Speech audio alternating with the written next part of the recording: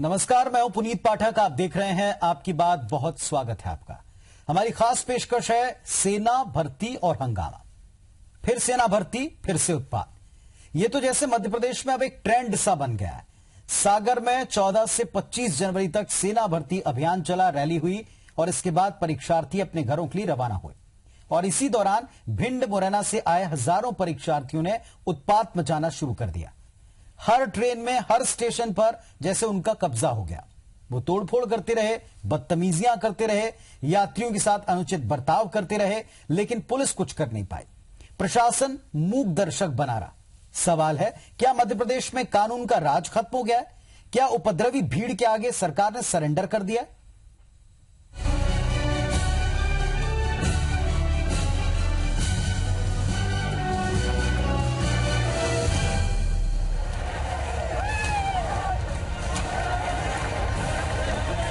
फिर हंगामा, फिर तोड़फोड़, फिर खुली गुंडागर्दी। कुछ घंटे पहले जो युवा देश के लिए कुर्बान होने का जज्बा दिखा रहे थे, वही कुछ ही देर में बन गए एंटी सोशल एलिमेंट।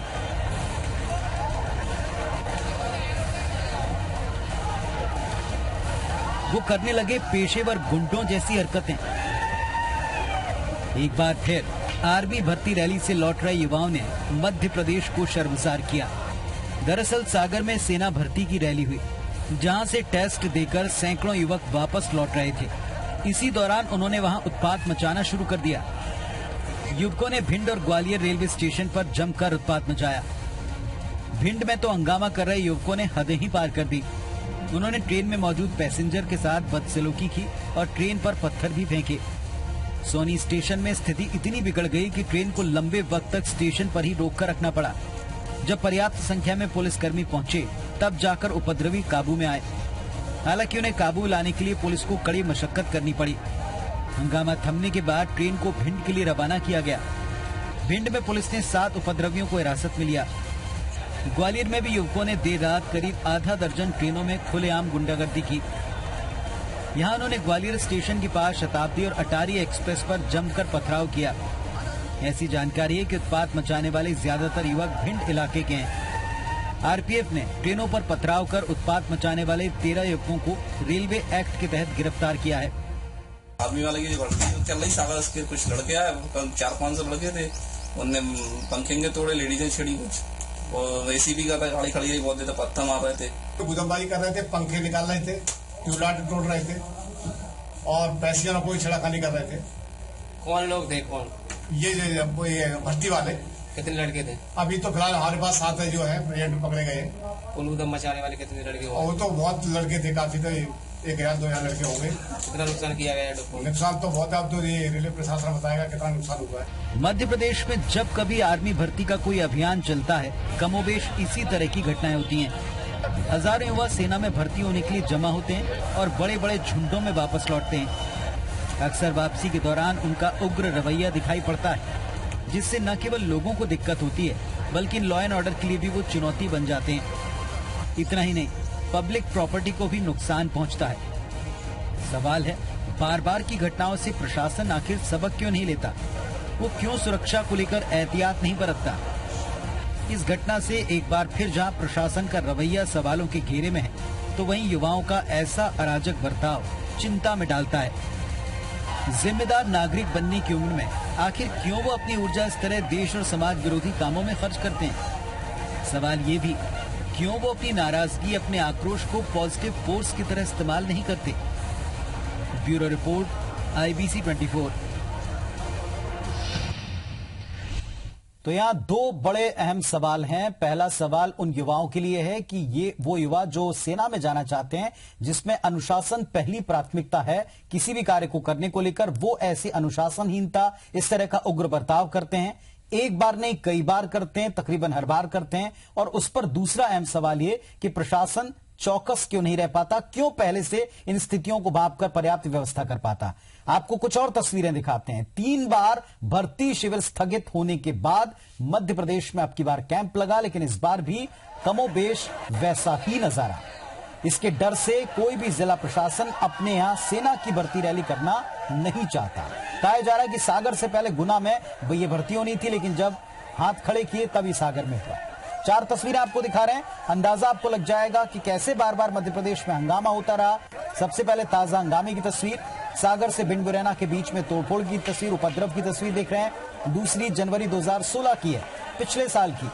छतरपुर में सेना भर्ती थी, युवकों ने जमकर हंगामा किया था, इस पर हमने चर्चा की थी। रैली में आए युवकों ने स्कूल नंबर 2 के कमरों में और स्टेडियम में तोड़फोड़ मचाई थी। वापसी के दौरान हरपालपुर रेलवे स्टेशन पर इसी तरह हंगामा किया जैसी तस्वीरें आज सामने आई। चंबल एक्सप्रेस ट्रेन पर पथराव भी किया था। तो ये चारों तस्वीरें दिखाती हैं कि हर बार सेना की भर्ती रैली में उपद्रव जैसे हालात बनते हैं। कोई इसे कराना नहीं चाहता, लेकिन हर बार जब भी कभी रैली हुई तब इसी तरह के नजारे सामने आए।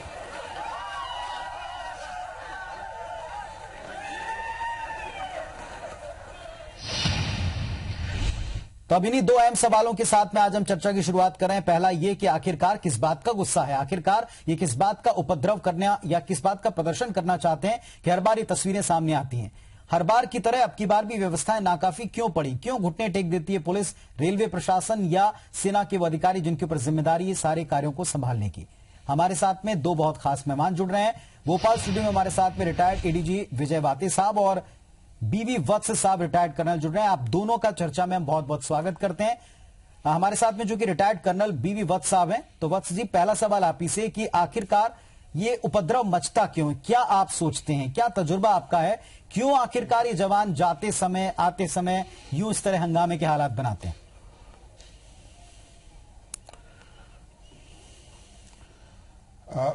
देखिए, जब भर्ती के लिए जवान जाता है या यूथ जाता है तो वो कुछ अपेक्षाएं लेकर जाता है। अगर उनकी अपेक्षाएं पूरी नहीं होती तो लॉ एंड ऑर्डर प्रॉब्लम आ सकती है। जब तक वो सेना में भर्ती नहीं हो जाता तब तक उसको जी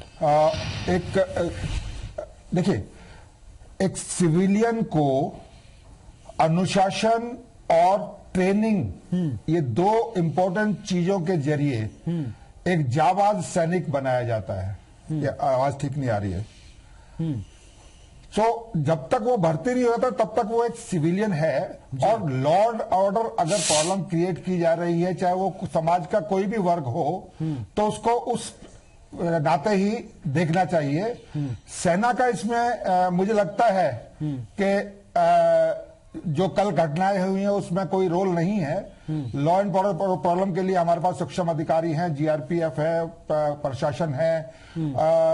एक बड़ा सेट प्रोसीजर होता है ओपन रैलीज का, जिसमें तकरीबन 1 साल पहले सूचना दे दी जाती है और उसके बाद में सभी प्रशासन को और या उनको अपने जहां जहां उनका सूचना देनी होती है वो दे दी जाती है जी। तो इसको मेरे विचार में थोड़ा सा और टाइट करने का जरूरत है जी। और जहां तक सेना का सवाल है, इस चीज को, इस परिस्थितियों को देखते हुए सेना ने अपने ओपन रैली कार्यक्रम में भी थोड़ा सा तब्दीली लाए हैं।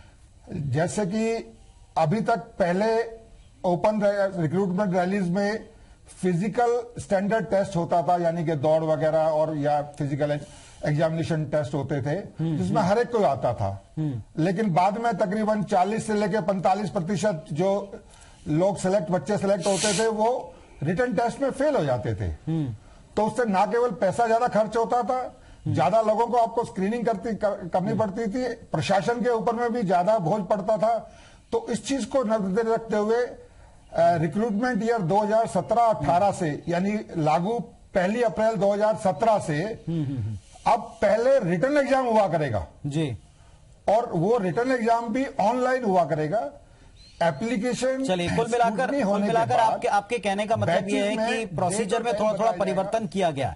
आपके कहने का मतलब प्रोसीजर में परिवर्तन किया ताकि इस तरह के हालात ना बने। हमारे साथ में रिटायर्ड एडीजी साहब हैं विजय वाते जी।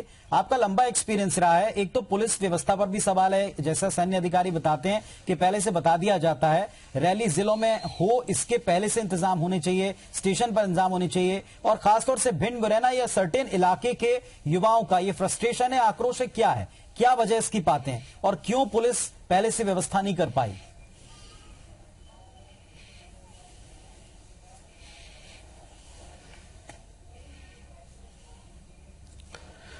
ये तो वाकई एक विचारणीय प्रश्न है और इसकी जांच होना चाहिए कायदे से।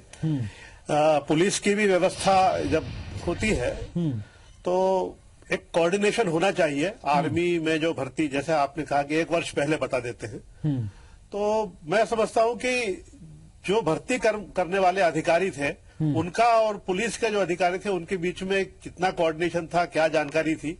क्योंकि सबसे बड़ी दिक्कत होती रेलवे के सिलसिले में कि रेलवे में वहां जीआरपी भी है जो क्राइम कंट्रोल करती है और रेलवे की प्रॉपर्टी के प्रोटेक्शन के लिए आरपीएफ भी है। तो उसकी संख्या का भी कई बार प्रश्न उठता है।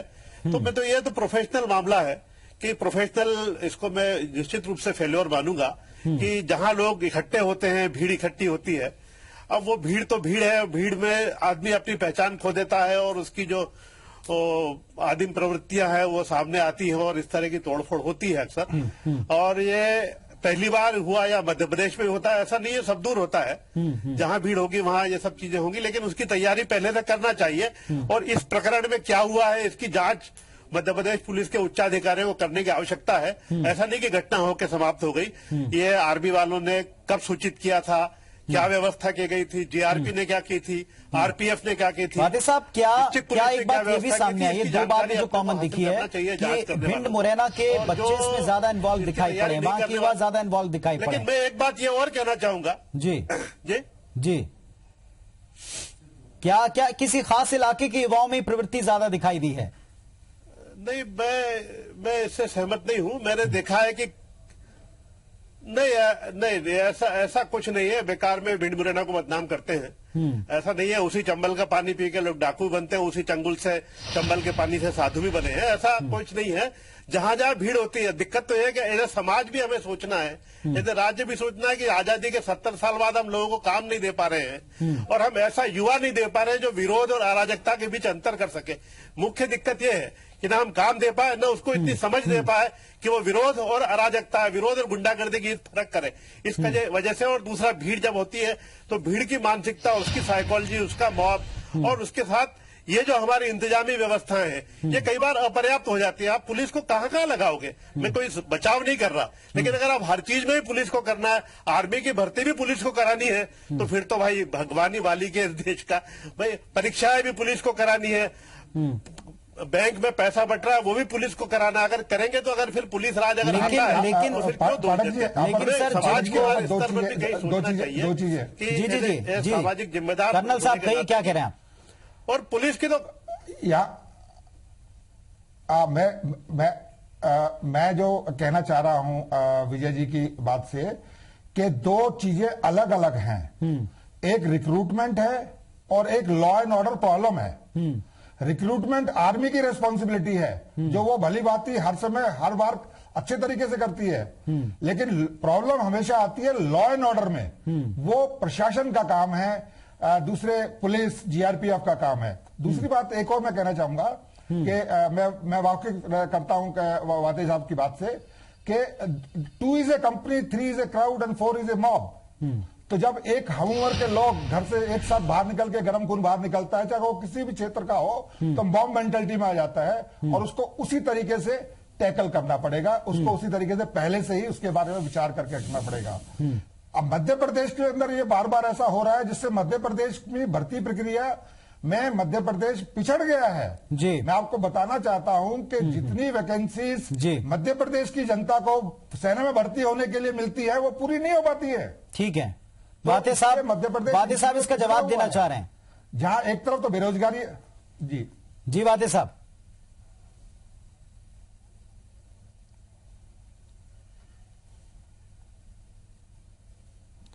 नहीं, मैं जवाब नहीं देना चाह रहा।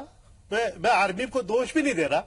मैं तो ये बता रहा हूं कि आर्मी जो लोग भर्ती कर रहे थे उनके और इंतजाम करने वाले बीच जो व्यवस्था है पुलिस, उसके बीच में कितना कोऑर्डिनेशन था, कितना संपर्क था, अपने को नहीं मालूम, हमें नहीं मालूम। दूसरी बात है कि जब जब लॉ एंड ऑर्डर की समस्या गंभीर हो जाती है तब तो हम आर्मी को बुलाते हैं। आर्मी हमारी मदद करती है, आर्मी लॉ एंड ऑर्डर स्थापित करती है। मैं ये नहीं कह रहा कि हमारा काम नहीं है।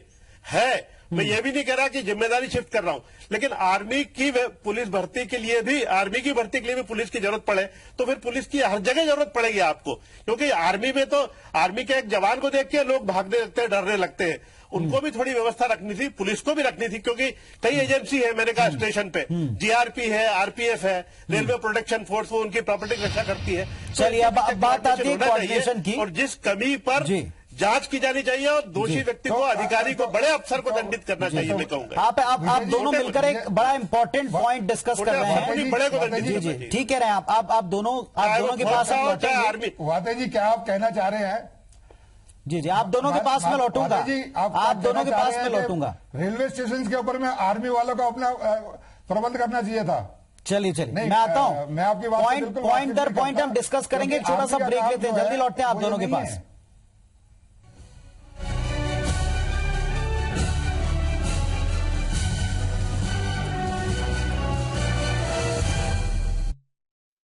स्वागत है ब्रेक के बाद। तो आज हम बात कर रहे हैं कि सेना के भर्ती अभियान में हर बार मध्य प्रदेश में इतना हंगामा क्यों होता है, किस बात का गुस्सा युवाओं में है। दूसरी बात ये कि हर बार लॉ एंड ऑर्डर की सिचुएशन खराब होती क्यों दिखाई पड़ती है, कौन इसके लिए जिम्मेदार है, क्या कोऑर्डिनेशन इसके लिए जिम्मेदार है। हमारे साथ में रिटायर्ड डीडीजी विजय वाते साहब और बीवी वत्स साहब रिटायर्ड कर्नल है। वत्स साहब आप कुछ कह रहे थे, आप अपनी बात को कंटिन्यू कीजिए। दूसरी बात यह कि इस कम्युनिकेशन को आप कितना दोष देते हैं, क्या कम्युनिकेशन ठीक से नहीं होता, टाइम से नहीं होता, क्या सेना और पुलिस मिलकर कोई व्यवस्था नहीं दे सकती?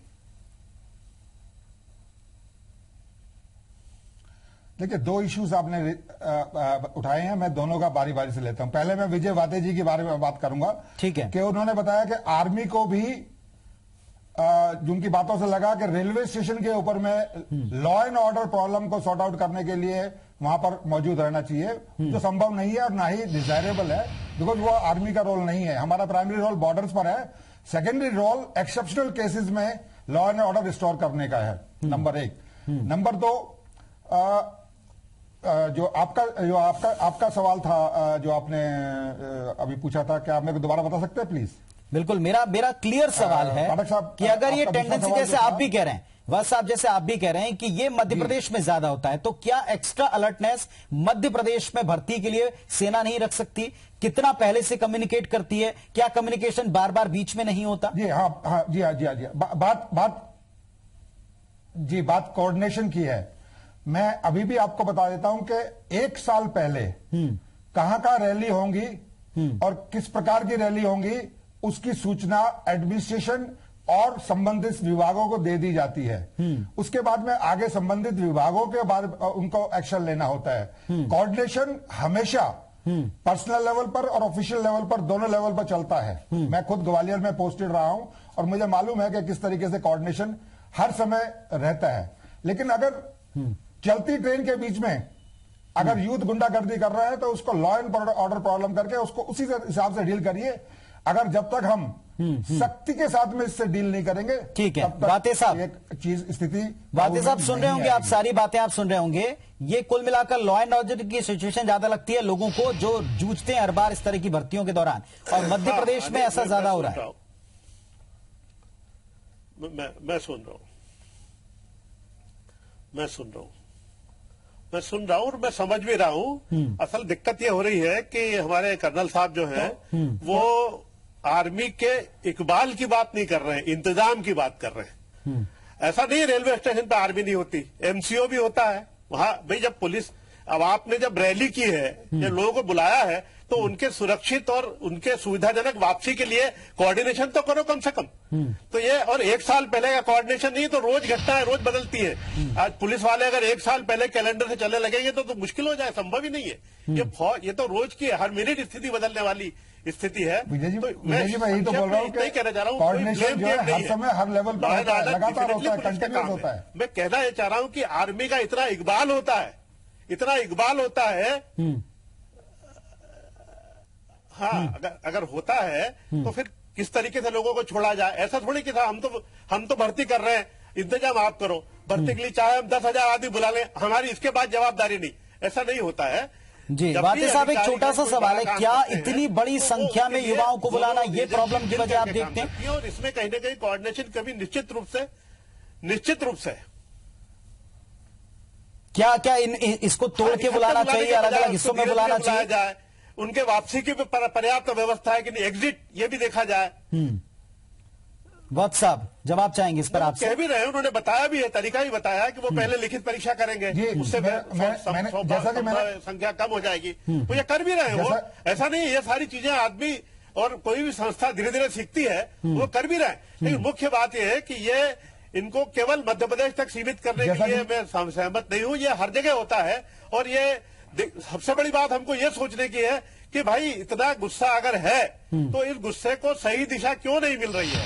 हम लोग केवल घटना को, बीमारी को के लक्षण का इलाज करते हैं, बीमारी का इलाज नहीं करना चाहते। ठीक है, बीमारी है बेरोजगारी, बीमारी है भीड़, बीमारी है ये, इनका इलाज करो, ये बाकी चीजें तो अपने आप ठीक हो जाएंगी। तो विजय जी क्या इस बात को ये माना जाए कि ये भर्ती प्रक्रिया में जो खामियां उनको दिखती हैं, उस बात का गुस्सा है जो आम लोग झेलते हैं, जो यात्री झेलते हैं, जो आने जाने वाले लोग झेलते हैं? नहीं, देखिए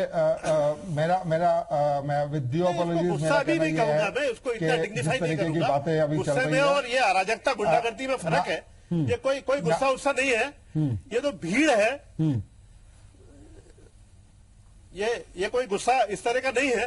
सवाल ये है कि इतने लोग मॉब की तरह से ट्रीट करना चाहिए, मॉब को मॉब की तरह से ट्रीट करना चाहिए। यही और जैसा मैंने आपको पहले बताया था, 10,000 लोग आ रहे हैं 25 पदों के लिए। आर्मी ने अपनी ओपन रिक्रूटमेंट रैलीज का पैटर्न चेंज कर दिया है। ठीक है, वो ऑल ओवर इंडिया में पैटर्न चेंज इसी चीजों को मद्देनजर रखते हुए किया गया है।